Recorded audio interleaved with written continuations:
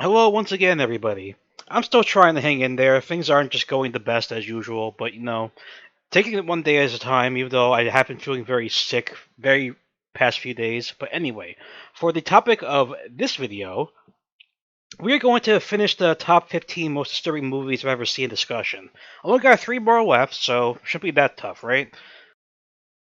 So first off, we're going to jump right into number 13.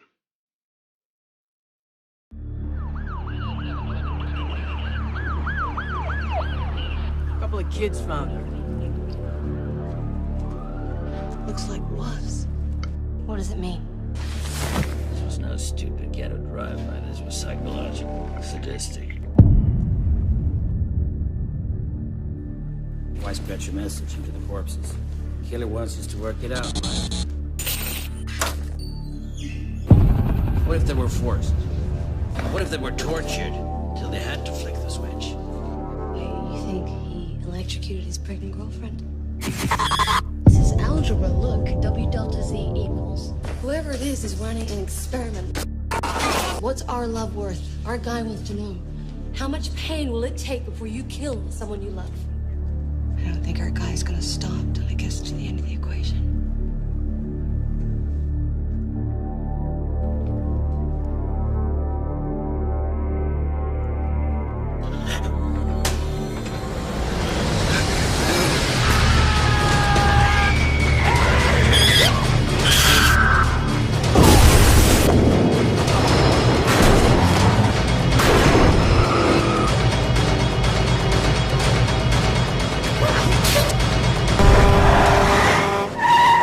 Hi, Eddie? It's weird, isn't it, to talk again?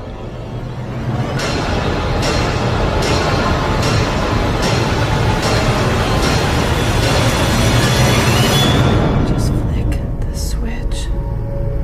It's what we all do. There is no love.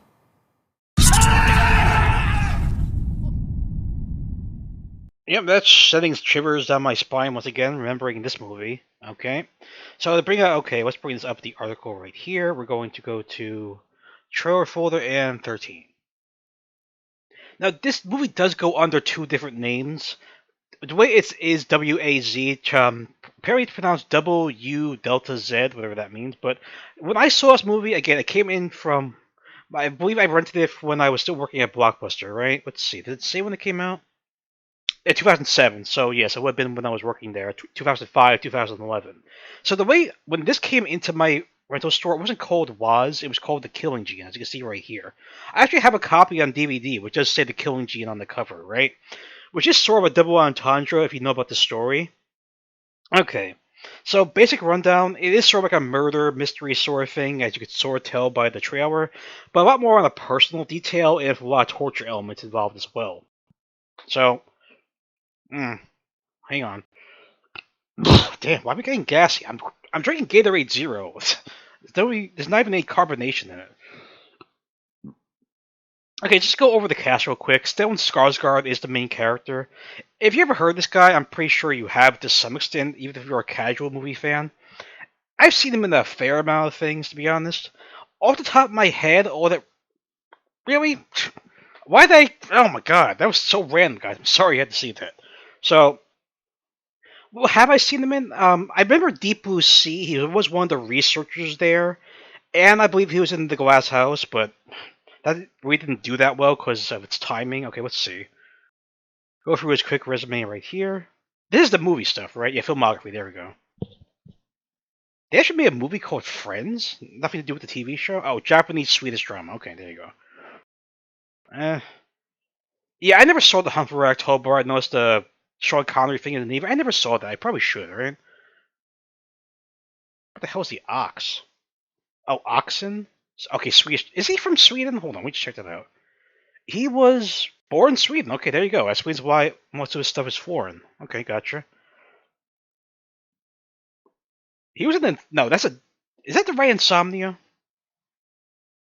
Oh, that's not the Christopher Nolan movie. Okay, gotcha. I was getting confused by that. I don't remember him being in Good Will Hunting either. Okay. Yeah, Ronin. I've heard of that movie, Ronin. Robert De Niro, Jean Reno, Sean Bean. I really want to see that. It was pretty awesome. Probably get to that at some point. Yes, he was in Deep Blue Sea. I remember that. He was one of the researchers there. I don't remember him being in Kiss Kiss Bang Bang either, but that was such like a... Oh, wait. That's not the one I'm thinking of. That's not the RDJ one. Oh my god. Why are so many of these movies share their name with American movies? Really? Yeah, I remember him being in The Glass House. That movie went nowhere. Like, the problem was it was a victim of circumstance because the week it came out is when September 11th happened. Horrible timing, which had nothing to do with them, of course, but even after the fact, I saw this movie. Nothing special, to be honest. Really nothing special. So maybe it was for the best, I don't know. Yeah, I did see him on the cover for this, No Good Deed, with Samuel L. Jackson and Mila Jovovich. This is not the movie with that other movie called No Good Deed. I believe Taraji P. Henson was in it. This is a different movie, by the way. Just happens to have the same name. Okay, anything else? I never saw King Arthur. Oh, Antoine Fuqua directed that. Damn, probably check that out. Nothing else is really calling out to me. So yeah, there's Killing G in 2007, but nothing really, right? Nothing else I could see. In case you're wondering by his name Skarsgård, yes, I believe he is the father of Bill Skarsgård. If that comes up.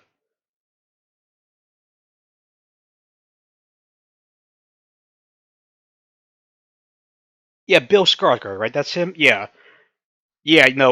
Pennywise from the new It movie. Tied the flute, Georgie. That was him, by the way. So he's the father of that guy. Okay, fair enough. What's a George? I'm not familiar with that name either. Okay, so she's currently in her 40s, according to this. She's from Australia. What's she been in? That name does not ring a bell, by the way. Yeah, I've heard some of these things. I heard Dark City, like, look at the cover art, kind of weird movie. I never saw that, though. I never saw Mulholland Drive either. I heard that's very weird, by the way. It's a David Lynch movie, which we already know from this series is related to Jennifer Lynch, so there you go. Is that the... Well, right, yeah, the Ryan Reynolds one. Okay, she wasn't in that. I don't remember her being in Derailed either. That's the Clive Owen one. Yeah, yeah. Oh, that's right. 3 Days a Night, the vampire thing with Josh Hart. I don't remember her being in that, but now yeah, okay. It's not the biggest resume, but still, she's been in stuff, right? Yeah, Selma Blair. I remember this too. What's she been in for that matter? Let's go for that. Okay, so she's been acting since the mid '90s, according to this. Okay, uncredited role in Scream 2. Gotcha. Yeah, none of the stuff I'm really familiar with. Oh, that's right. Oh, yeah, she was a Dirty Shame. I do remember that. I went over that in my NC-17 grade film discussion. Yeah, nothing too great. Nothing. I mean, that's something. Not a lot of things I'm familiar with. So I'm trying to say. Excuse me. Anyone else? Oh, Tom Hardy was in this. I do not remember Tom Hardy being in that either. He wasn't even in the trailer. But Ashley Walters. No, okay. So it is like a murder sort of thing. Stellan Skarsgård is the detective trying to figure out what's going on here. But as I said in the beginning, it is more of a personal story. But if you couldn't get the disturbing vibe from that trailer, I will break it down to you next. Okay, so he's investigating. He is like a homicide detective. I'm not sure like what role he rank he is or whatever. But he's investigating these series of murders and stuff. But the details are extremely gruesome, like they said about the pregnant woman. So I'm not sure what the opening scene is. It's either they find the body of a murdered pregnant woman. Yeah, so carrying child. Killed while they're carrying a child, right? So let me just stress that first. There's also another thing where an 8-year-old boy dies, I believe, but the thing is, like what they said, like press the switch, like you have to press the switch, there's no love in the world. Okay, so let me explain that. The basic gist of this movie is that it's about the Selma Blair's character, who's named Jean, Jean, right? But it sort of ties into the double entendre of the title. She plays a woman named Jean who's killing people, right? But it's sort of like the way she phrases it with the equations, like genetic sort of thing, like a killing gene, Gene. That's what I meant by it being a double entendre and such. So yeah, It's more of a revenge ploy. You don't really know that at first, but then it sort of ties into like what Stellan Skarsgård's character knows. I'm like, holy shit, this is a revenge thing that involves me later on. So the gist of the story is also very, very dark as well, as if her torturing these people wasn't enough of an indication to that. So the basis is she was okay. So I don't mind talking about these things again, but she was in a house and she was raped by multiple people. So that's the gist of the things, and the whole point is that she's finding the people who, you know, took part in that in any matter whatsoever, and she's putting them in these torturous sort of things. Very much like, sort of like John Kramer with Saw, but more on a personal level. Not so much like, oh, these people don't respect their wife, so let's put them through hell. No, this is more of like a thing where they get two people together who are related to each other, and they torture them to the point, or she tortures them to the point where they say, if you press a switch, it will kill the person you care about. But I will stop torturing you if you do that. And it's really like a moral sort of like push the limit sort of thing. How much torture can someone take before you will kill someone you care about just to make the torture stop, right? That's the whole point of it. It is very like, I know torture is like a horrible subject to talk about, but it does bring up a point. Like, people will do anything to like make torture stop, right? So that's why, as far as interrogation goes, I don't think it's a viable tactic. We see this in media all the time, by the way. Like the GTA 5 thing, which I felt very uncomfortable doing, when Trevor is torturing a guy and just to make him get information. But by the end, okay, spoiler alert, none of his information was accurate. He was just saying whatever Trevor wanted him to say just to make him stop torturing him, right? And we see this all the time in media. Whether it be Reservoir Dogs, Rendition, or even Zero Dark 30. People will just say whatever the fuck you want to tell them just to make you stop hurting them, right?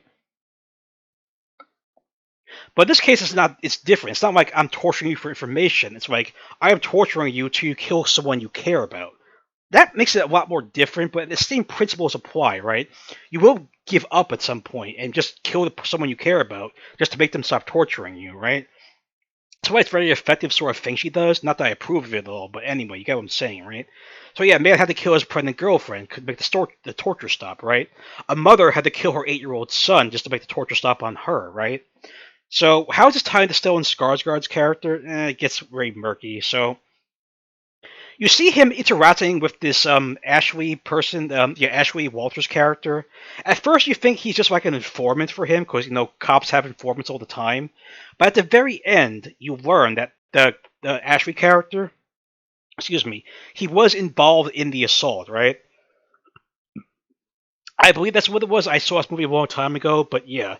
Considering he is a cop, he got the whole case dissolved, right? Because this guy was involved in it.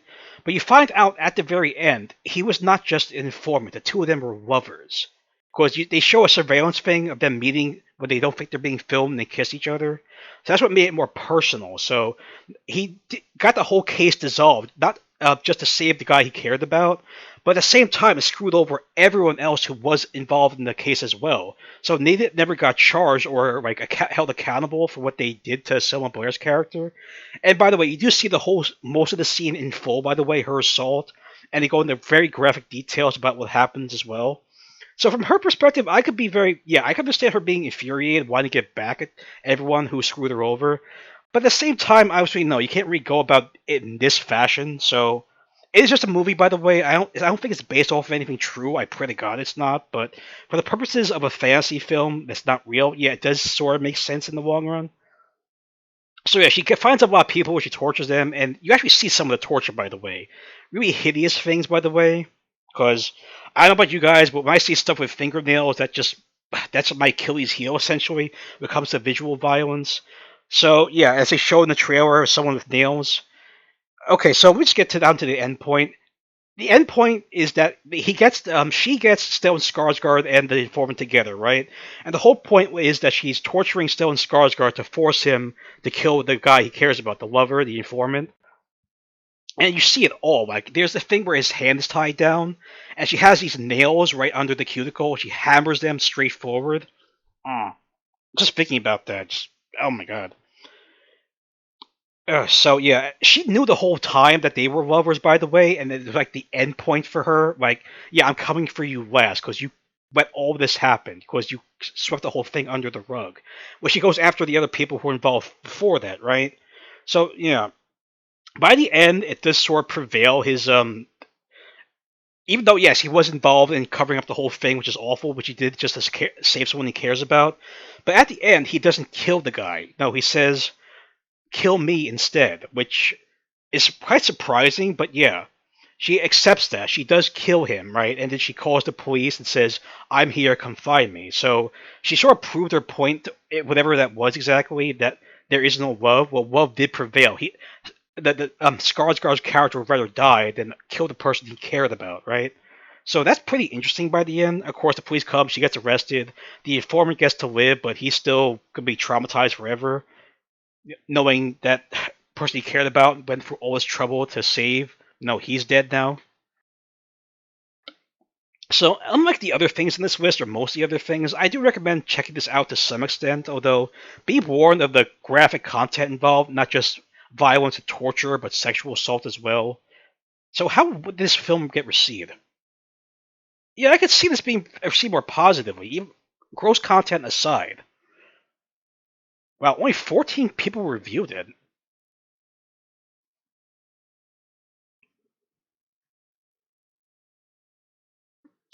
It's just not truly anything spectacular, but it's worth checking out. As far as like smaller things go, I mean, sure, I really like the Saw series, but this is something like on a lesser scale, less production value, that does work very well. Yeah. According to this, the budget was only $10 million. I mean, yeah, it's not the most flashy thing, but I'd rather have substance over, like, style, you know? That's just me, okay? Okay, then let's go on to movie trailer 14. I think I spent way too long talking about that, right? Great big gobs of greasy, grimy gopher gut, mutilated monkey meat, chocolate little piggy feet, French fried eyeballs swimming in a pool of blood. That sure tastes good. Henry, come on down here. Behind his smile lies a secret. Here, I made two of them, so we could be brothers. Hey, Mark, come on, let's go. Where are we going? Behind his eyes lies a plan. Who is he? Mr. Highway. Wow. What are you gonna do with him? And behind the image of a good son Coming? So what are you guys up to out there? Sorry, Mom. Top secret. Where are we going? We're here. lies the terrifying truth. Say goodbye.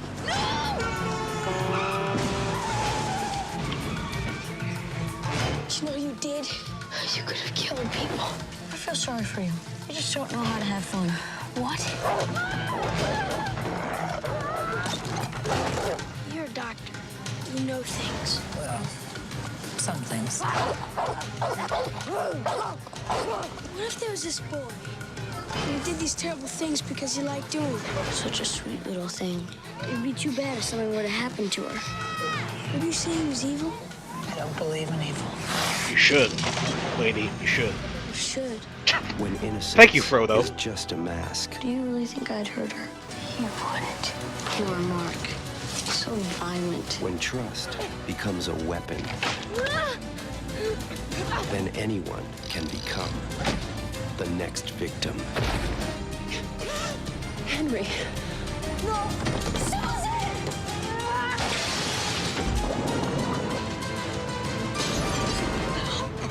If I let you go, do you think you could fly? Macaulay Culkin, the good son. Wouldn't a bit many of you here there even heard of this movie, and it's not surprising. Yes, it did come out a while back, as if you couldn't tell by the ages of the two lead characters, by the way. So let's bring this up right here, Troll 14. So when did this come? 1993, yeah. It's kind of weird, because that was the same year my parents got divorced, but that aside, yes. Okay, so yeah, this was like a very small movie, as far as I can remember. I don't remember it like making a lot of waves back then, even though the content is hideously disturbing. That's why it's on this list, by the way. Wow, 60 million against a budget of 17. God damn. Really gave negative reviews? Okay. Again, I didn't really follow critic stuff back then. I was 8 years old at the time, so it's not that surprising. Okay, so it's so weird about this movie in particular that's on this list as well. As far as I could tell, this is the very first R-rated movie I ever saw in my life. And not by direct intent by my parents or anything, because back then, the only way you could get a movie really is to have a subscription to HBO, just be there on time to watch it, or program your real VCR to tape it, or you had to rent stuff, right? So this was on VHS. I remember this very promptly. I was at my mother's friend's house who lived in let's not say the name of the town, right?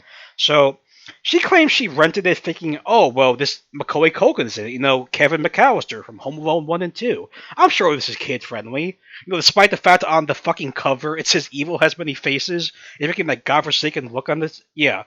But fairness aside, my mother is very ignorant. She still is ignorant to this day, by the way, but if you look at the actual cover art for the old movie, it's not like these things were labeled back then. You saw it on Blockbuster, right?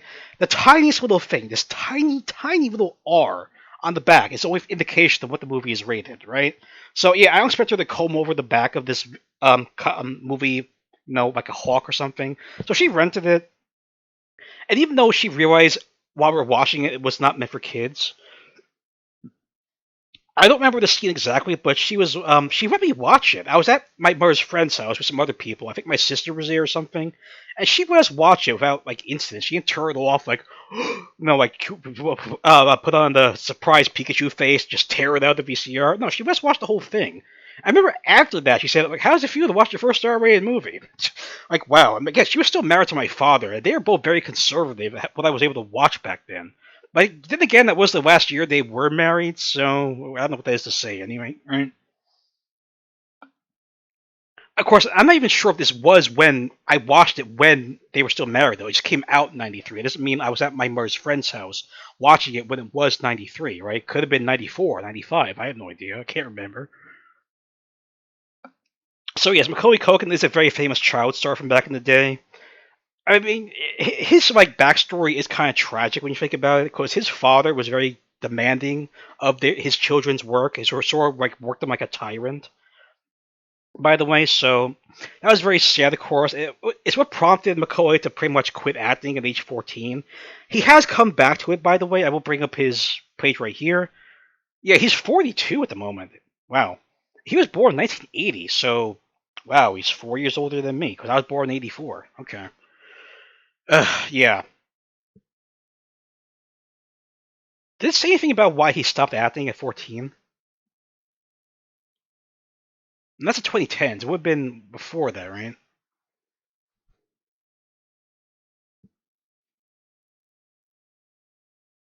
So let's see. Culkin grew tired of acting and retired after Richie. Yeah, I remember Richie Rich. Wanting a normal life, he went to play for high school. Yeah. Again, I don't know if it's because of his father that he sort of quit acting or retired from at that point, but I think he's getting back on track, right? He was part of a band. He is trying to get his life on track. I think he did get married and have a kid. Good for him, by the way. So yeah, he was in a romantic relationship. Oh yeah, I'm not gonna go into that, please. No, thank you. All right. So can I not see what he was bid? Jeez, really? You're gonna make me go to IMDb to look at his pro? Okay, fine. Let's see. Oh, so he already has 47 credits according to this as an actor. Dangerous. I don't know what that is. Okay, so let's go start from the bottom, please. As a kid growing up, yeah, I was very familiar with his older work. For that matter, was still a kid. What was the first thing I did see him in? Maybe Uncle Buck. I remember that with John Candy. Maybe that was it. I don't know. I didn't even know he was in Jacob's Ladder. That's the Tim Robbins creepy thing. Okay, so probably Home Alone. I do remember seeing that in theaters, by the way. Very landmark movie that caught a lot of attention, because I'm pretty sure it came out during the holiday season. Which makes sense, because it was a Christmas movie, right? Yeah, My Girl. Oh, God. That really traumatized me. If you don't know what that movie's about, I'm not going to go into it, but bring tissues if you're going to watch it for the first time. So yeah, he reprised the role for Home Alone 2. Then there was The Good Son. I vaguely remember The Page Master. Okay, so Richie Rich is pretty much where he stopped, right? He still did some other things. I know he was in Party Monster, where he plays a drug dealer named Michael something, and he kills someone in New York City. I don't know much about that movie. Seth Green is in it as well. Yeah, I do know he was in Save. That's like a high school movie where he plays the guy in the wheelchair. And the last thing I know, he was in something called Sex and Breakfast, which was not received very well, as you can tell by the rating. But yeah, he's still getting stuff back on track. God bless him. Oh yeah, he's on American Horror Story, or to some extent he did have a role in that, so I am glad he's starting to get things together again. If he wants to continue acting, I am all for that, you know? Of course, it is worth knowing he does have siblings in the film industry as well. Let's see, Rory Culkin is a brother of his. I always saw him in Signs and Scream 4, whereas Kieran Culkin, I only know of him from a movie called Igby Goes Down. I saw him on the cover art for that, and I don't know anything about it, but yeah. Okay, and Elijah Wood I mentioned before. I'm pretty sure most people know who Elijah Wood is. No Frodo, Lord of the Rings, but how old is he? He's 42 as well. Okay, so he's born 81. I mean, it surprised a lot of people, but he did start out as a child star, as I just showed you in The Good Son, right? So if he was born in 81, the movie came out in 93, so like 12 years old, roughly? Okay. Why does he have a list of his films, but Macaulay Culkin doesn't? Oh, no, okay, hold on. There we go. Okay, I don't even remember him in Back to the Future Part 2, but yeah. So yeah, it was one of his earlier things. The other thing I remember him being in back as a kid was The Ice Storm. I do remember this movie. Very weird movie about two families that are very dysfunctional. It's like a sex drama sort of thing. Very sort of weird thing, by the way, because, you know, Ang Lee directed it, surprisingly enough. But yeah, Joan Allen, Kevin Kline, I remember that. Christina Ricci, you know, the original Wednesday. I remember all of this stuff. Wow.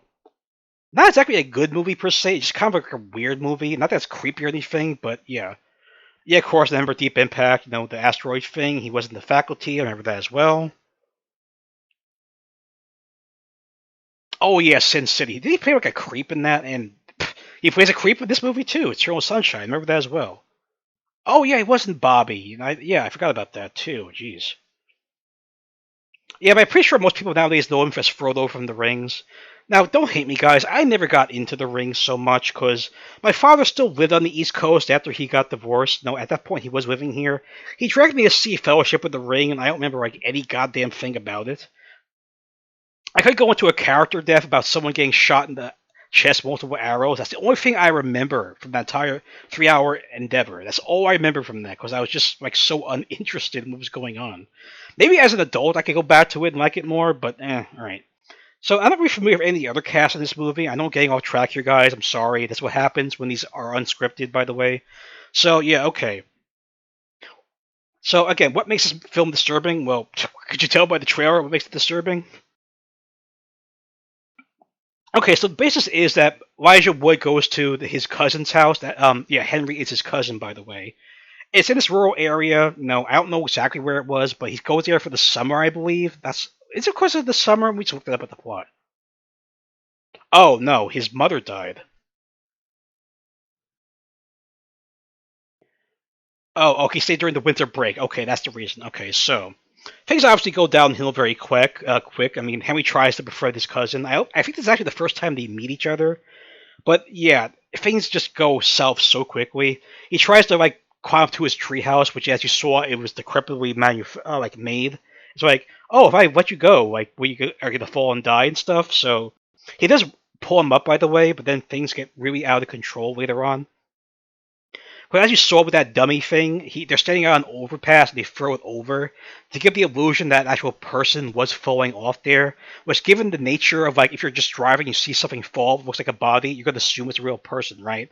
So yeah, I think there's an RV or truck in the front. They hit the brakes, they skid, they fall over, it causes a whole pile up.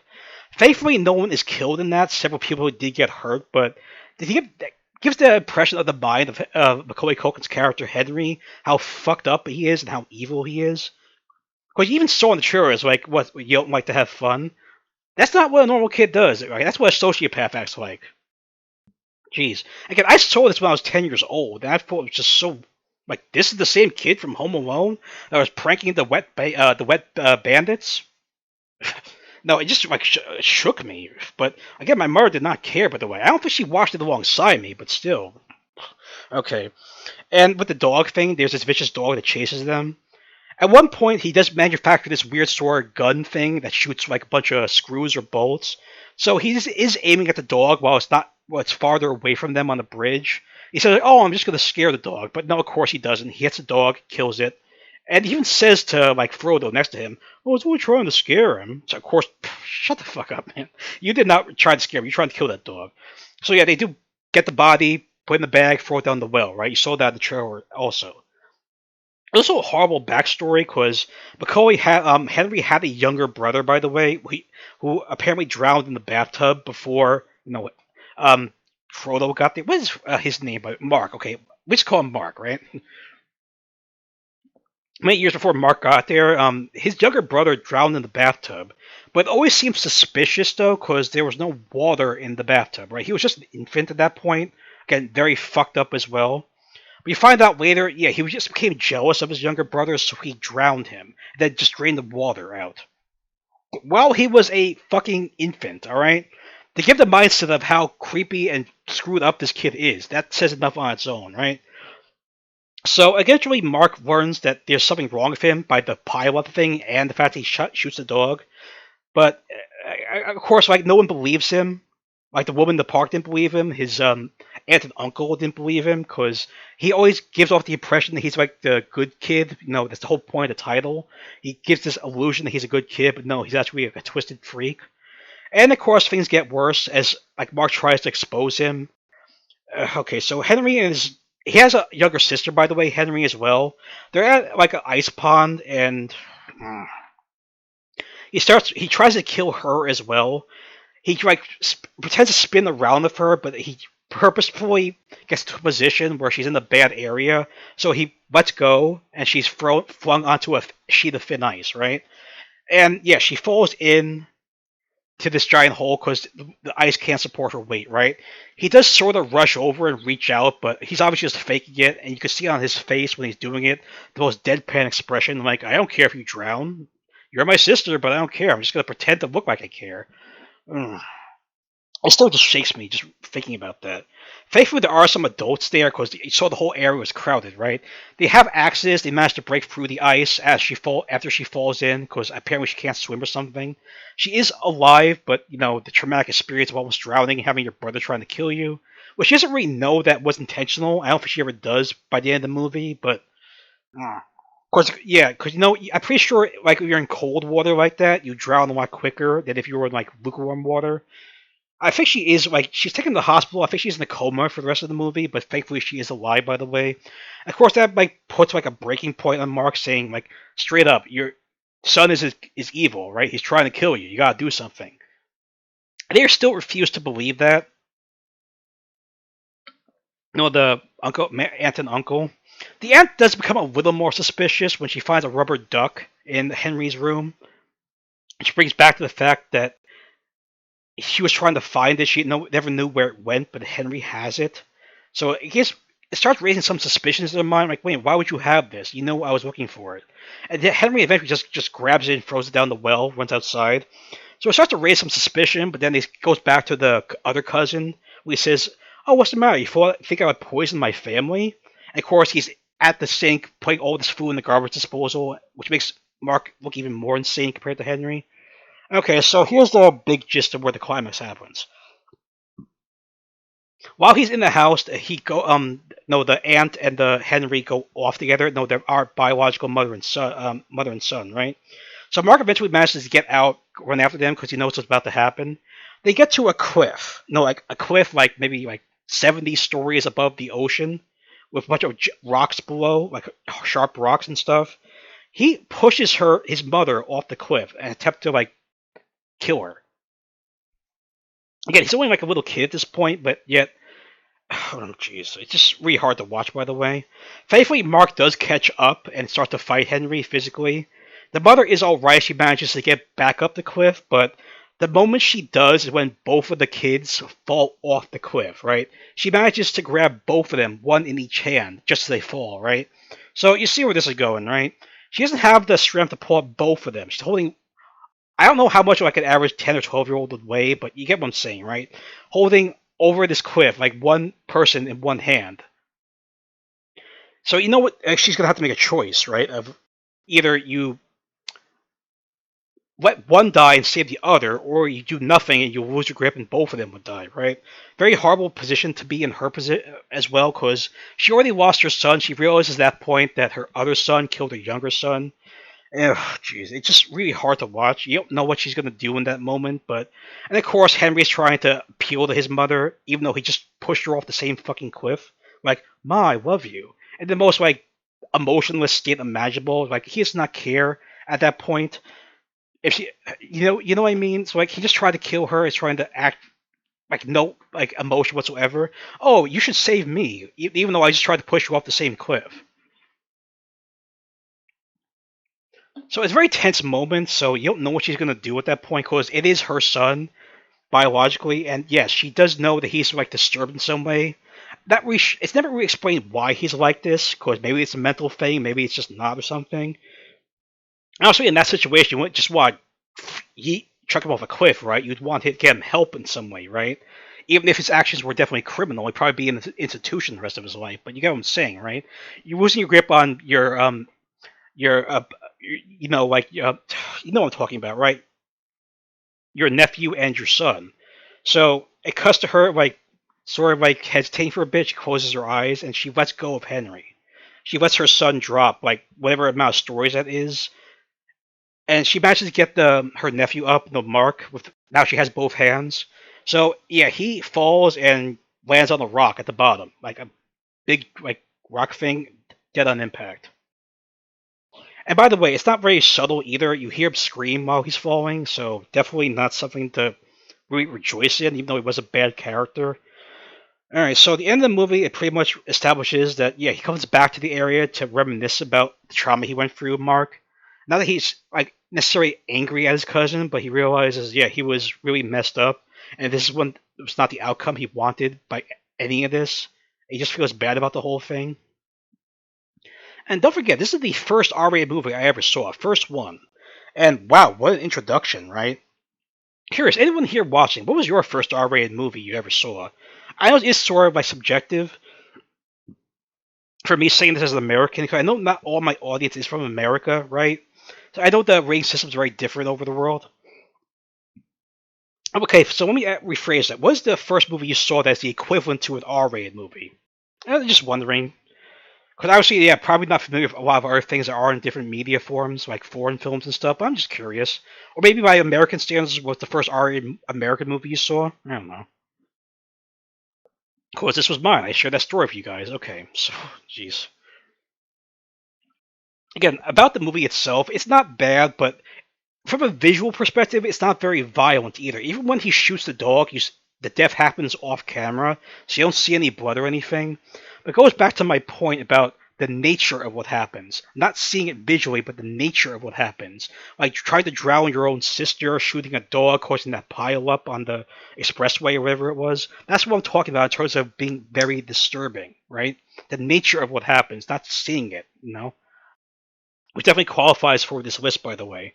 So, is it a bad movie? No, I would say this is actually pretty good, for what it's worth. And it definitely shows Macaulay Culkin can portray a dark character very well, even as a kid, by the way. Because I mostly know him as the shave, aftershaves for a kid back then. But seeing this, wow. At that point, I was convinced, even as a kid, like, man, he could do anything and still nail it, right? Sort of weird, right? Actually, Elijah Wood still found great success later on as an adult. Macaulay Culkin, not so much, but I still wish for the best of him. But yeah, this movie did not do well. I mean, yeah, I made a decent amount of money, but 25%? Really? Okay, only 28 people reviewed it, but wow.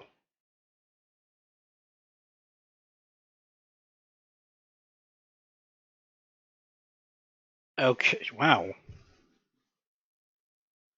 No shit, it's inappropriate. It's rated R, you dingus, Ebert. Jeez. Half a star? Really? Screw you, Ebert. You gave all that other stuff good reviews, you don't give this a... Wow. Wow, he and Gene Siskel gave 2 thumbs down. Screw you too, Siskel. Yeah, that's a whole nother thing I want to go into, by the way.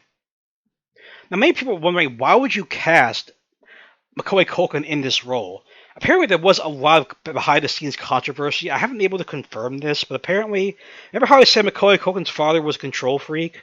when he found out about them making this movie The Good Son about a disturbed kid, he said, "Oh yeah, I want Macaulay to be cast in the main role." And I'm sort of paraphrasing here, but the crew sort of heard that. They got the request and said, "Yeah, we don't really want him in that role, so we're not interested." And that apparently infuriated Macaulay's father to the point where he said, "Well, if you won't cast him as Henry in The Good Son, you got to find a new kid for Home Alone 2, because I won't let him return for that." Like, really? You're going to use, like, your kid as blackmail for what? Accolades? Just because you want him cast as this evil kid? Is that what's really going on here, Mr. Culkin? So at that point, they did have to relent, but I think it was because something like the filming schedule was different for Home Alone 2 and The Good Son, so I think The Good Son actually had to be put on hold until Macaulay finished Home Alone 2, then he could film The Good Son, right? So, wow. So that caused the movie to be put on hold because he blackmailed the studios to cast his son as the main character. Unbelievable, right? That's what I heard what the backstory is of why he was cast there. Because, yeah, given his, like, friendly boy image back during the early 90s and 80s, it wasn't something you expect to see him as like, an evil sociopath. Don't get me wrong, he played off the role very well. Even as a kid, he was able to do that very well, but in terms of, like, his nice guy image, it did tarnish it a lot to extent. Not that I really care about that stuff anyway, because, you know, I care about the acting in the moment, not so much the notoriety behind the person doing the acting regarding other projects, but there you go. Alright, so wow, this is going on a lot longer than I thought it would. I'm going to take a quick break, guys. I mean, not that it matters. I'm just going to stop the recording and resume it later on. We've got one more thing to cover, and then we're done for the series, alright? So we're going out with a bit of a bang. I can't only imagine how long I've been talking. But yeah, hang on a sec. Okay, we're back once again. It's the next day, guys. I got a little tired. I was recording late at night, so you can always tell it's a different day when I'm doing these splicing things because I'm always wearing a different shirt. I bring that up a lot, but it is true. I never wear the same shirt twice for 2 days in a row. But anyway, I'm getting off track. Let's get to the final trailer right here. Also, yes, again, I acknowledge I did sort of go off track and stuff, off topic for the past 2 videos in this entry.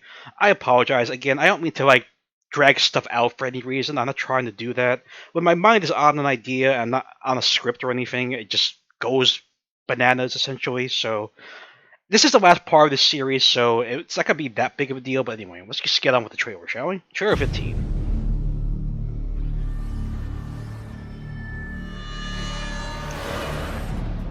Remember when we were kids and I used to have those blackouts?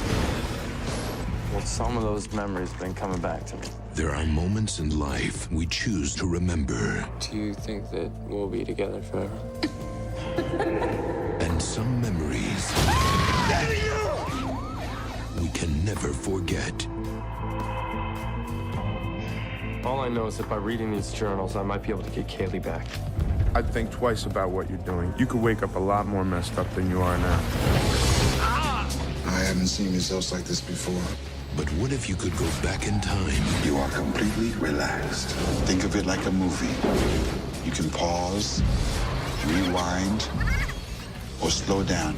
Could you save the one person that mattered the most? Honey, are you all right? You. Incredible. I lost you once, and I'm not losing you again. Evan, you never lost me. What are you talking about? You got a nice life. You stay away from us. It's been a while since I could. What about Kaylee? Is she all right? If I go back to the beginning, I might be able to save her. Just tell me if you see anything weird. Weirder than this.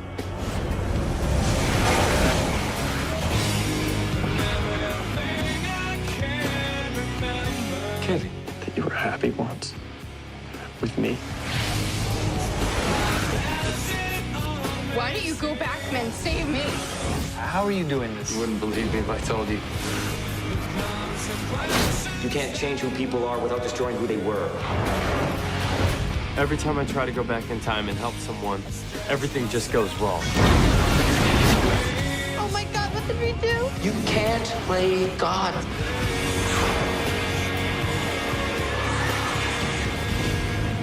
The Butterfly Effect.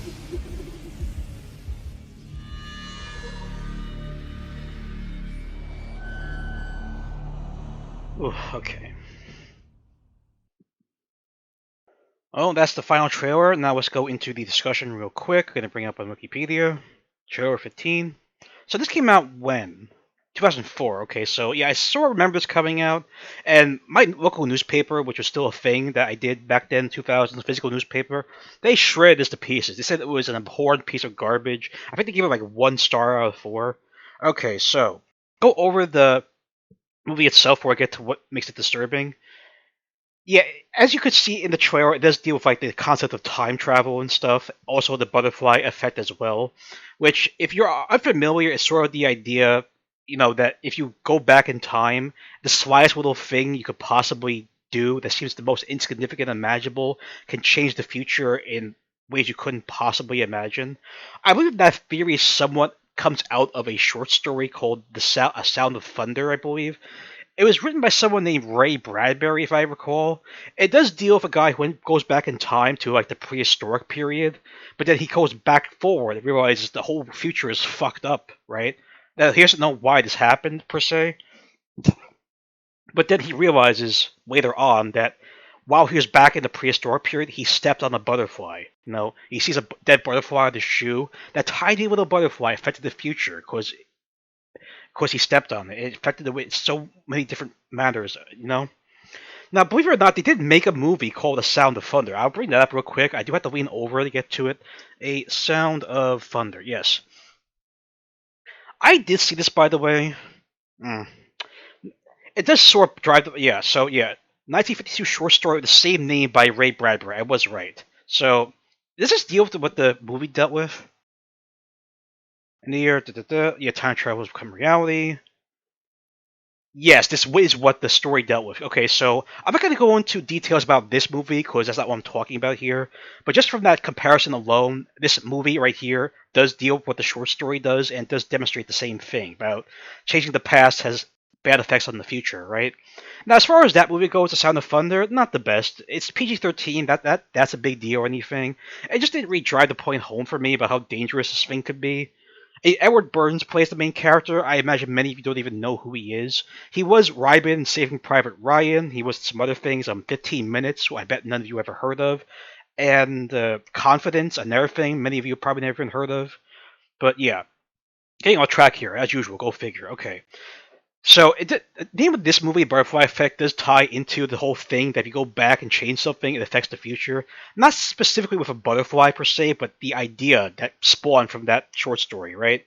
And if you see me play some other things like Until Dawn, ties into the Butterfly Effect very well. They even mention it when I believe, was it Chris is on the lift with Hayden Panettiere's character, whatever it was, her name was Sam. When Chris is on the lift with Sam, he goes over the concept, and it does deal with that sort of thing in the game. I won't go into spoilers for that per se, because I'm not talking about Until Dawn here. By the way, I did play Until Dawn blind the channel. Don't look at it, guys. Trust me. I feel so bad for doing that. It was one of my earlier series, and I really didn't know how to commentate well. So I just bungled the whole thing. It was just awful. I recommend you guys don't watch it. You want to see a good Until Dawn? Let's play. Look at Markiplier. Look at Jacksepticeye. There's tons more people who handled it a lot better than I did. Okay. That being said, we're going off track again. Jeez. Okay. So as you can sort of guess from the trailer, yeah, he has a problem going through life, and he discovers a way to get through time travel again. But so yeah. This movie deals with a ton of disturbing issues. It's not just the matter that he goes back and makes things worse. What they cover in the movie is just among the most hideous things you could possibly imagine. Not that specifically visually violent, though. There is visual violence here that will disturb you, but the nature of what happens, I will get into in a second, right? So as for the cast goes, you saw Ashton Kutcher, right? I mean, he's mostly known for that 70s show, I would imagine. Most people would know him for that. I never watched that show, by the way, so I never got into it. As far as movies go, he's been in several things, if I could just bring it up here. I don't even remember him being in Reindeer Games, but it's his college kid, so I guess it wasn't that big a deal, right? Yeah, not a very good movie. Ben Affleck, Charlize Theron, Gary Sinise, not very good. I don't recommend that. Okay, so, yeah, I remember Dude, Where's My Car? Wow. This was bloody awful, by the way. Very stupid. I don't even know what they were trying to accomplish with that. I'm not going to go into how bad that was, but yeah, really bad. Don't bother. Texas Rangers? I've never heard of that. Okay. Oh, Brittany Murphy, R.I.P. Man, went way too soon. I feel so bad when she died. I just saw here My Boss's Daughter. Let's see the cover art for that. Yeah, I saw the cover for that. I never actually watched it though. Oh, he was in Cheaper. Oh, Hank, uncredited. This is the Steve Martin one, right? Yeah, not the original. Butterfly Effect. I did see Guess Who. Very feel good story movie where he's trying to impress the woman he's marrying, who's played by the late Bernie Mac. Again, R.I.P. by the way. Want Like Love. I've never heard that. I might have seen the cover for that actually. That does look familiar. The cover. Yes, I did go over Bobby before, about the RFK at the Ambassador Hotel. I believe Ashton played like the drug dealer in that. If memory serves. Oh, right, The Guardian. No, the Coast Guard movie, Kevin Costner. He was in that. Did very well. Open season. Yeah, this stupid thing. He did voice the reindeer, whatever it was, I think. I did see What Happens in Vegas. That's with Cameron Diaz, right? When they get married. Yeah, I did see that. That was pretty good. For what it is. I mean, anything else here I can really think of? Not that I know of. I don't know any of these other things. Okay, so, yeah, he was on That 70s Show for quite several years. Main role, season 1 to 7, recurring guest season 8. Okay, that makes sense. Shush. So, yeah, not real. Oh, he actually was an executive producer on that. Wow, I didn't even know that. And of course, there was the whole punked thing. I remember that stupid craze that went around? You've been punked. Oh, God, that was so stupid. Okay. So, yeah.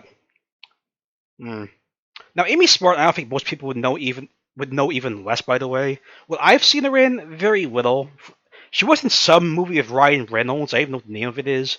Outside of that, she was in Rat Race. I saw her in Mirrors and Crank 2. Crank 2 we don't talk about because it just went overboard with everything. So, let's see. The last time I committed suicide? Let's not touch that. Oh, right, she was in that short scene Starship Troopers, right? I believe, yeah. When, Denise Richards is flying up to the ship for the first time, she was in that one short scene. I do remember that, okay.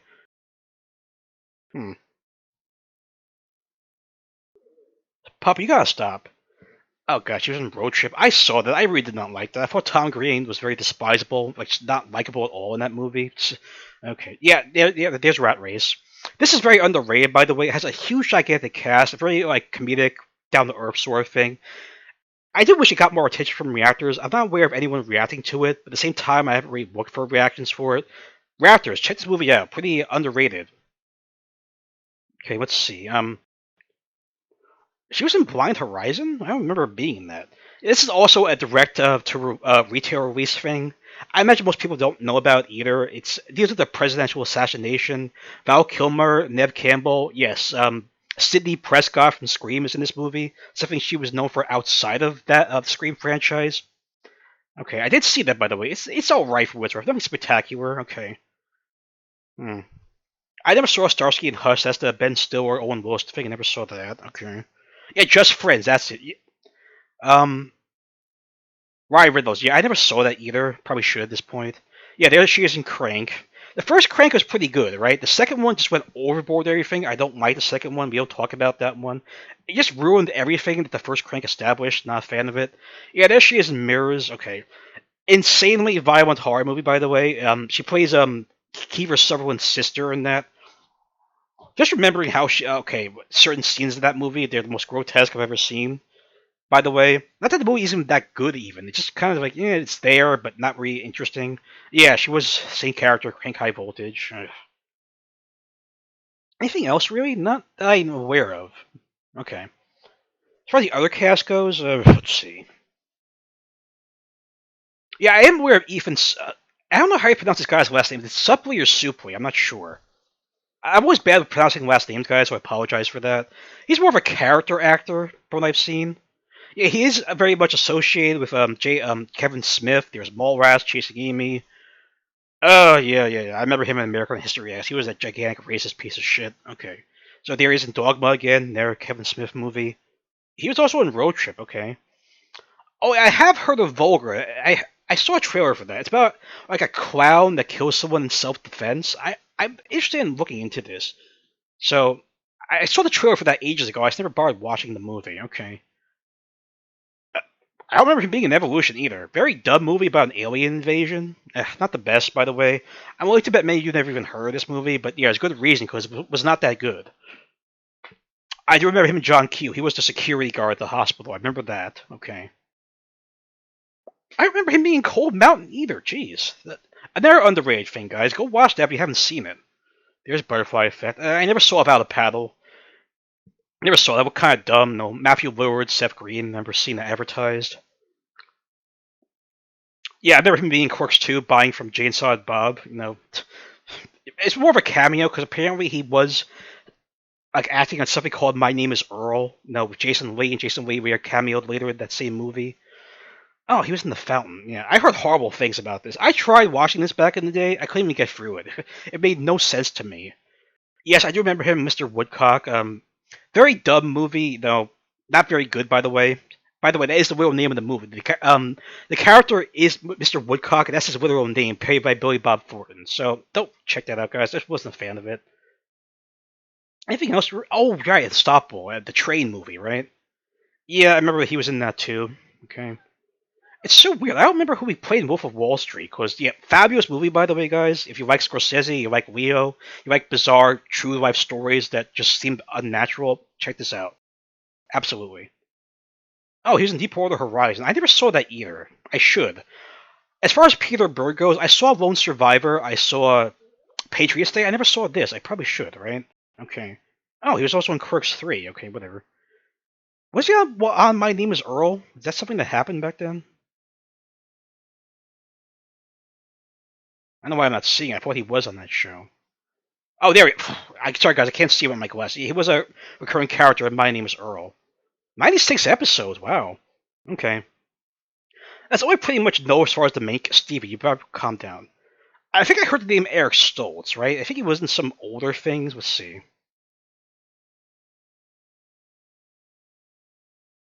Some of these things I heard of, not much, actually. Oh, that's right. He was the drug dealer. You know, the heroin guy.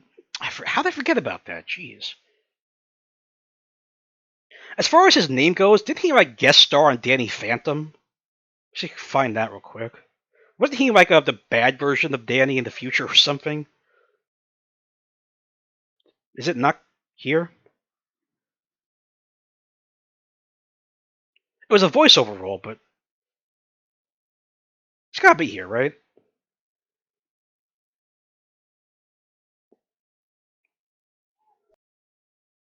That's weird.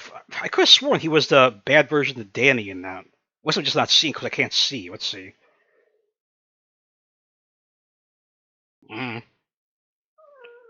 So why is television separated in two different spots? That's what I'm concerned about.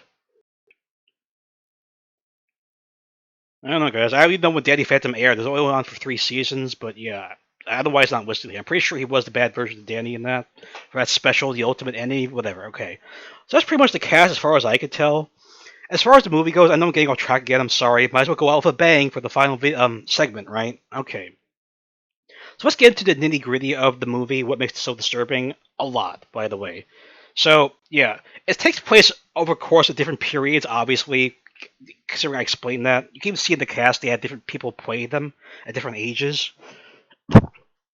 Okay, so yeah, he and Amy Smart, Ashton Kutcher's character Evan, and Amy Smart's Kaylee, according to this, they are childhood friends, you know, just grew up together. And things get out of control very quickly, because this is going to be a dark subject for me to talk about, because he's left alone with his, with Kaylee and her brother. I don't know who the brother, Tommy. Yeah, Tommy. Kaylee and Tommy are brother and sister. He's dropped off at the house by the father, played by Eric Stoltz. Yeah, this is why I don't really like remembering him, because of his role in this movie.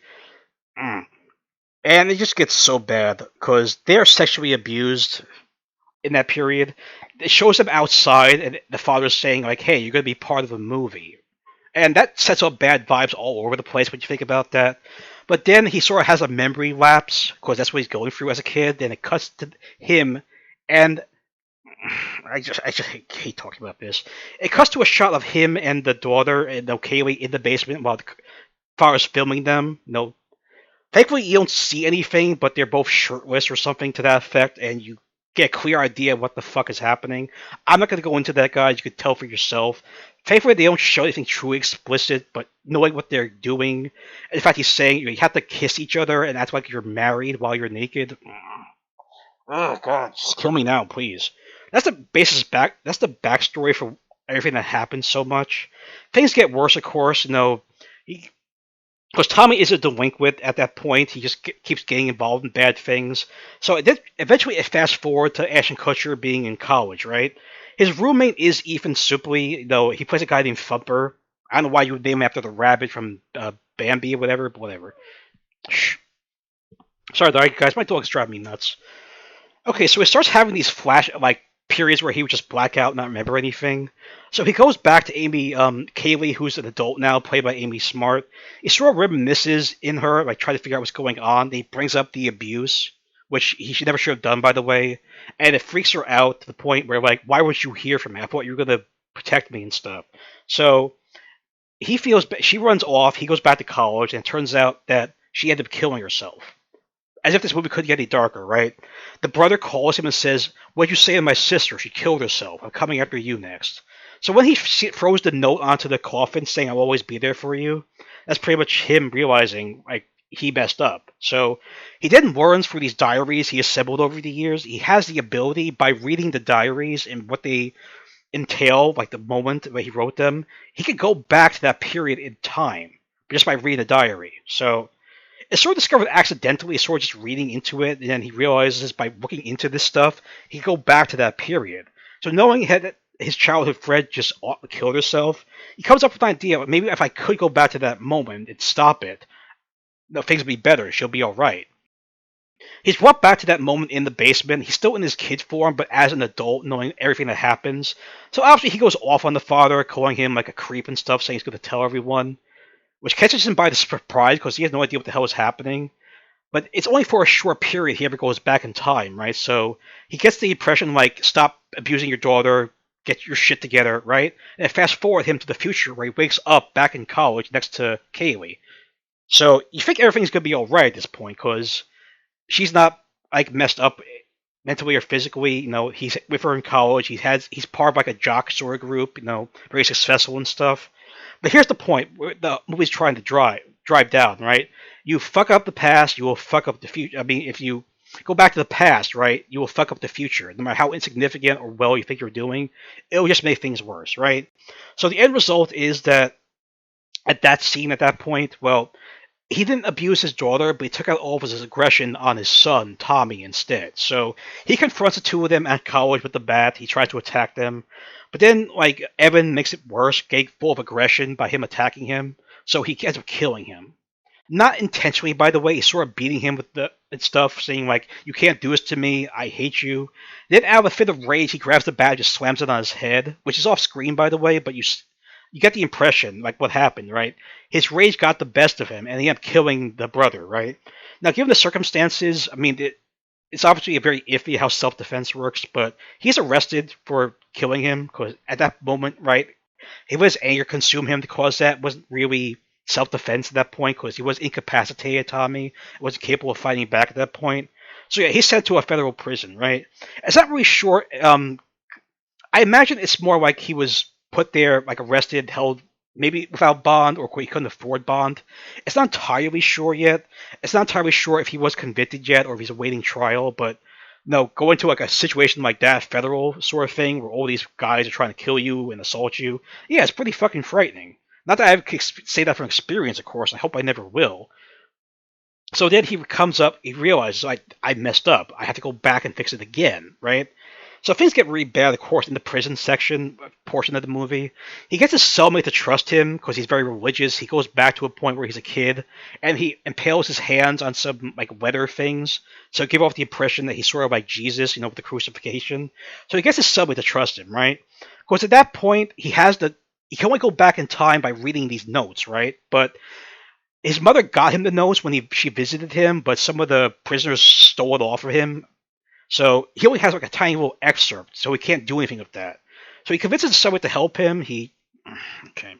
So again, the guy who has the notes are very hardcore, probably in there for life. So he comes off with the impression yeah, I will do this for you, the sexual favor for you, so I don't get killed. But it's always just a ruse, so he does end up like shivving him, and then somebody comes and helps him and holds off the incoming crowd of people who have to kill him, so he could go back in time again. So a very brutal situation, of course, because we know these things happen in prison. Sexual assault runs rampant. You gotta find loyalty and stuff. So he goes back again, right? He tries to change something else in the past as well. There are some other things you don't really get a sense of when they happen before that. You only get like part of the story. So in one instance, Tommy is like a clear sociopath at that point. He gets his dog, Evan's dog as a kid, he puts it in the bag and beats it and lights it on fire, right? You don't really see this happen. You only see the before and after because he blacks out at that point. But it comes up to the idea, like, maybe if I don't make Tommy so messed up, that he won't be a problem in the future, right? So there is this other friend, by the way, I forgot what his name was. So he hands him like this little like sharp thing and says like, when the moment comes, cut the bag so my dog will be free, right? But this obviously goes wrong, of course. He does try to convince Tommy to not kill his dog. He does let the dog out of the bag. But then the friend he gave the sharp thing to just kills Tommy instead. So then we fast forward again. Tommy, the friend is obviously in a mental institution because he's not right because of what happened.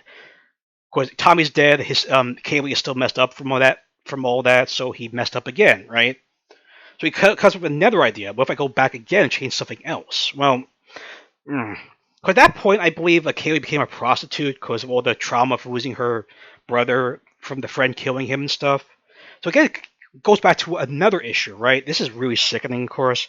With that scene with the explosion, they put a bomb, like a makeshift bomb, into the mailbox just to make it explode as a joke, right? Problem is, though, after they run off to see it explode, the homeowner comes to get the mail, right? A young woman holding her baby. So, considering the thing is in a mailbox where the explosion will be amplified because it's not out in the open, thankfully you don't see it, but it cuts to them, the kids looking, and you hear an explosion, and you find out later, yeah, the mother and her child were killed in the explosion. So then he has an idea, what if I stop the explosion, right? Maybe that will solve things. Well, that doesn't solve things either, of course. While he does save the woman and her kid, he ends up losing both his arms from pushing her out of the way and taking the brunt of the explosion, so his life is ruined now. And even though, yeah, the sister is fine at that point, they don't really mention the brother during this phase, but he doesn't have the girl, right? The guy who, the other friend who stabbed the brother in the previous section, he's with Kaylee, right? Not him. And he's permanently disabled, right? Because he doesn't have his arms, or whatever. So he feels bad about that. He goes back again, try to fix things, right? So you pretty much get the sense of what the movie is going for here. He goes back to the period where he's in the basement, right? But instead of just intimidating the father again, he tries to use a firecracker, as you saw in the trailer. Not so much a firecracker, like a full firework to try and intimidate him. What goes wrong here?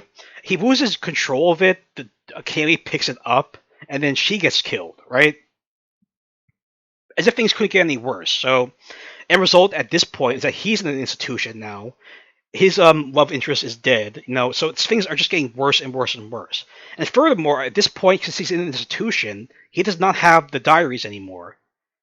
He doesn't have them because they don't exist in this timeline. So, the final thing of the movie is that he finds like a 8mm, whole movie sort of thing of him at like a party. He manages to look at that while at the very last minute before the staff come in and like take him away. It brings him back to a point where he first meets Kaylee, right, as a kid. So he comes up with the realization that the only way I could save my friend is to not know her, not be involved in her, right? So he goes back to that point where he first meets her, and he just tells her off, saying like, "Don't come near me. If you come near me, I will kill you and your whole family." So she runs off. She's traumatized, right? So she never knows him. The end result is that she and the brother don't go live with the father because they stay with the mother, who is normal, right? And that can abuse them. So the end result is he's back in college with the other friend, not Thumper, the other guy, and he gets to live his life. He gets to go on and stuff, find the job and stuff. And the friend doesn't know who the Kaylee is, right? Like Kaylee, like who's Kaylee? because they never met each other in this timeline. The friend never met Kaylee because that's the first time they met, and he threw her away out of his life so she could live and grow normally, right? The final shot of the movie is them meeting later on in the city. You know, they just cross paths with each other down the street, and that's the end shot. No, because he obviously knows who Kaylee is from his point of view, but she doesn't. So it's sort of like surreal, but at the very least, they got to live their lives normally. And he does burn the diaries after this, so we can't mess with timeline ever again. So that's like the basis for the theatrical cut, right? Now, as you see here, there is a director's cut. Okay, going into that. The ending of the director's cut is so much darker, by the way. So much darker. It does add some additional scenes, giving context as to why he's able to time travel, to some extent, because it was something that his father was able to do. And by the way, his father was in an institution, by the way, or a jail or something. And the father ended up getting killed when he attacked the son when he was visiting him. So there's that as well. It's a genetic thing. They don't really go into it too much with the theatrical version, but the director's cut they do. Okay, so with the theatrical version, right, it ends pretty happily, given all the shit we went through in the movie. But director's cut, instead of going back to a party where he first meets Kaylee, he goes back to when, okay, just brace yourself, guys. He goes back to when he's inside his mother, you know, still connected inside the uterus, right? I'm not kidding, by the way. Even though he's not capable of talking or anything, he's still sentient, like he would be as if he was an adult. So, given that this is this period he went back to save Kaylee, he strangles himself with the umbilical cord while he's still inside his mother. I'm not kidding, guys. I'm not kidding. That's how bad it gets in the director's cut. Now, some might argue, like, yeah, why would you put that dark ending? Would you want to end happier, given the other circumstance? But at the same time, right, does the happy ending really fit well with all the disturbing themes of the movie already? You know? Should it end all happily based on all the shit that went through, or should it be dark, just like the whole rest of the movie is dark? That's kind of like a moral quandary when you think about it. I don't know if there is a right or wrong answer there, because, yeah, going all sunshine and lollipops at the end compared to how everything leading up to that point, it just seemed kind of like, doesn't suit well. I felt the same way about Final Destination, because I won't go into specific details of that. The original version of Final Destination, by the way, which was screened for a test audience, it ended happy. It ended much happier. And test audience was like, it doesn't really fit with all the weird accidents and stuff, so he changed the ending, James Wong, the director, to make it more darker, and also make room for sequels. So that's more of an example where the darker ending prevailed. This is more of like an example where the lighter ending prevailed, right? So I'm not really surprised it doesn't have a lot of ratings, because it does deal with so many hideous topics. Yeah, if you want to demonstrate the fact that going into the past fucks up the future, you even have to do it so disturbingly. So what did Ebert give it? Okay, he enjoyed it and that the plot provides a showcase for acting talent. Okay. It doesn't say what he gave it, though, as far as stars go, right? Okay, it's earned $17 million. Number one spot opening its weekend, wow. Okay, so it made about $14 million in its opening weekend, but... Okay, oh, wait. $57 million. And $96 million worldwide, wow, okay. So, yes, just so you know, guys, this is something I do recommend. I feel quality-wise, it's very well done stuff. But the stuff they showcase in here, obviously, is disturbing as fuck, so be wary of that. Okay, one more thing I want to go to. They did make 2 sequels to this movie. They're not related to Ashton Kutcher's adventures or anything. They're 2 separate things that just deal with the same idea. I did see both of these, by the way. Butterfly Effect 2, by the way. It was an independent movie, by the way. Nothing to do with the original cast or crew. I did not like this. It felt like a cheap, half-assed version of the original, dealing with the same topic of going into the past and stuff. Yeah, it's just not very good. It wasn't as well done. They could have done the same sort of thing, but they just didn't do it well enough. It's sort of like a cheap cash-in, if you ask me, so don't watch this one, by the way. I'm not going to go into the details here, because that's what I'm here to discuss, but okay. As far as the third one goes, Revelations, I did see this as well. This is part of the After Dark Horror Fest, I believe, or something to the... Yeah, After Dark Horror Fest. So, again, it has nothing to do with the second film or the first film, right? It just deals with the same subject matter. This I actually do recommend, by the way. I do recommend this, by the way. But thing is, instead of making it like a thriller sort of thing, this third film goes into like horror territory, which is not really what the whole point of the first film or the second film is to go like a full horror setting, but that's what they go here with. And by the way, it works very well. I'm not going to deny that. What they do with this movie is a lot more impressive than what they did with the second movie. And it's also written very well too, believe it or not. For like a cheap knockoff with a bunch of horror elements, it's written very well. Disturbing, of course. Don't get me wrong there. It's disturbing, but the way it pans out, the story, it works so well. It's like, oh my god, I did not see that coming. Like, because I won't go into details here per se, but you see that, like, something's going on here, you don't know what. Then when they finally reveal it to you, like 5 minutes towards the end, like, holy fuck, I did not see that coming. And then the ending, like, the remaining 5 minutes, oh my god, that sucks. Oh my god. If you saw the movie, you would understand what I'm talking about. I'm not going to go into details here, but, again, see the movie for yourself and make your own judgment. I'm pretty sure they will align with mine, right? And that's pretty much what I have to discuss here. This video is probably going to be over an hour long. Wow. My longest video so far of this series, right? I just want to point out, okay, I won't do that now, but there are a few reactions to the butterfly effect here on YouTube, by the way. Professor No Name, which I went over in the last video doing Brokeback Mountain, he did a reaction to it. And another channel I watched called Movie Fusion is doing a reaction to it as well. They already did it. It should come on the channel at some point, because right now it's exclusive to Patreon, so yeah. This is something I recommend. Just bear in mind you have to go through a ton of disturbing stuff to get to the point where you get to the end. Also, aside theatrical or director's cut aside, it's still pretty bad what they show. But this worked pretty well as far as quality goes, even if it's very disturbing stuff, okay? What am I first about to give out? So that's pretty much the gist of all I wanted to talk about here. I went through my top 15 most disturbing movies. Again, I'm not saying these are the most disturbing things in the world, right? And plenty of other things I'll probably make it to this list as well, maybe even take over something else. I know there's something called The Human Centipede. They actually made a whole goddamn trilogy out of that. That's something I don't have any interest in watching. Based on what I've seen people say about it, who I've spoken to. I know what it entails, right? I know what it entails. But as far as like disturbing goes, I'm not even sure if that would qualify for this type of list I'm doing. Which is meant to be over the top. It's meant to be dumb, right? No one would ever think of sewing people from like mouth to anus, right? That's not something anyone would ever think of doing. So I think it is meant to be just kind of like surreal at the point where you don't take it seriously. I don't know.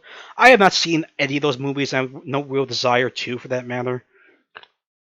But anyway, as far as I could tell from this point on, these are all the movies I've seen over the years that would qualify for the most disturbing I've seen. Not for being visually violent, no. Again, going back to my point, just being disturbing in nature of what happens, not so much seeing it visually with a bunch of blood and gore, right? So I thought this was a very interesting topic for me to discuss. It took me quite a while, of course. I actually wanted to do this in one whole video, not 5 videos, but I drag on, so go figure, alright? So I will do some other things like this in the meantime. Not this dark, by the way. I do realize talking about these subjects is not very pleasant to listen to. So I do acknowledge that, guys. I'm not going to discuss disturbing things like this anymore. Like movie-wise or anything else. I do have some other ideas I want to toy with for the moment. Another thing I have coming up, or trying to get ready, is movies that deserve more attention from reactors or just attention in general. Another thing I have going is maybe people who are Oscar nominees, but you may not be aware are Oscar nominees, I have some stuff ready for that, by the way. I have some other ideas cooking up, so I try to stay together, The past few days I've been very sick with the stomach problems. I've been bedridden the past few days. I finally feel better enough to finish this, so we'll see what happens. I'm just trying to take it easy, guys. I don't want to overwhelm myself, of course. I do want to get work done, but not to the point where it exhausts me or anything. So I'm doing what I can. Appreciate the support as always. So we'll see what happens, alright? Thanks for watching. See you at something else soon.